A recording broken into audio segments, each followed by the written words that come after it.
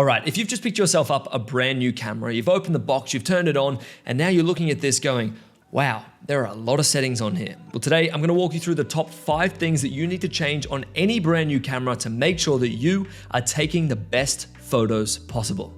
All right, first up is file type. Chances are, as soon as you pull your camera out of the box, it's gonna be set to JPEG. You wanna switch that over to RAW. This is because you wanna be capturing as much information as possible so you can go ahead and edit your photos. A JPEG image is a compressed, already sorta edited photo that your camera will take, capture, process, and put onto your SD card for you, where a RAW photo, on the other hand, is gonna give you an uncompressed image that comes straight from your camera's sensor. Now, of course, if you never plan on editing your photos, you don't need to change this setting. However, I would recommend that any beginner photographer just getting into photography also learn how to use Lightroom and Photoshop, so do yourself a favor and make sure that you are shooting in RAW. All right, next up on the chopping block is changing your camera mode from auto to either aperture priority, which is probably gonna be AV, or manual mode. Now, depending on how much photography experience you have is probably gonna dictate if you're shooting in manual or aperture priority.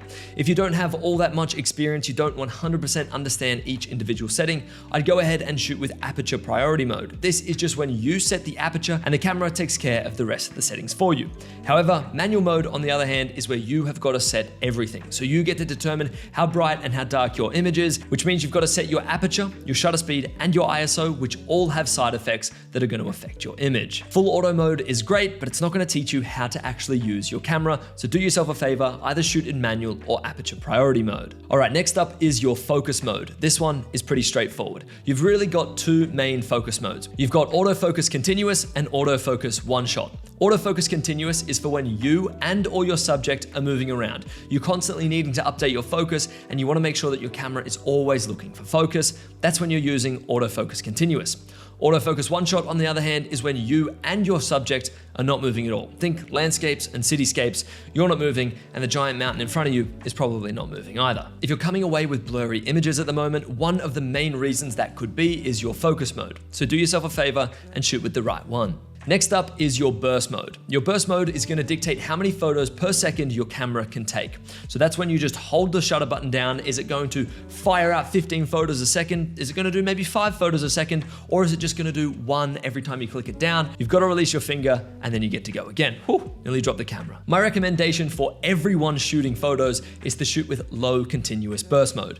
This means that when you press your shutter button down and you hold it down, you're going to be continually taking photos, but it's not going to be crazy fast. This is because I think a spray and pray mindset when you're out shooting photos is one of the worst mindsets to have. It's going to make you take 1,000 more photos than you actually needed. It's going to slow down your editing and culling process like crazy. Low burst mode still allows you to capture the action and make sure you don't miss any moments, but it's also not going to just fire out 1,000 shots, fill up your SD card, and then yeah, you'll be on your way home. So low burst mode is the way to go. All right, and last but not least, maybe the most controversial setting to change on this list is your white balance. You're changing your white balance from whatever it's set to right now to auto white balance. And here's why. Even if you're shooting in manual, white balance is kind of just annoying to change. I'll be honest with you, if you're shooting in RAW on your camera, you can change your white balance and have full flexibility when you're editing inside of Lightroom. So there's no need to be sitting there trying to dial in the right white balance. Just shoot with auto white balance and 99.99999% of the time,